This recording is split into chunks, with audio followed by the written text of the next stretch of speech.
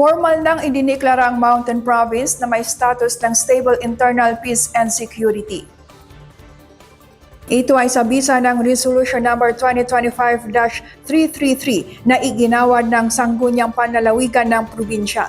Ginanap ang deklarasyon sa Leonard Mayan Sports Complex sa Bontoc, kamakailan. Ang pagkakadeklara ng isang lugar sa status na SIPS ay nangangahulugang ang lugar ay payapa at itinuturing na malaya sa impluwensya ng communist insurgents.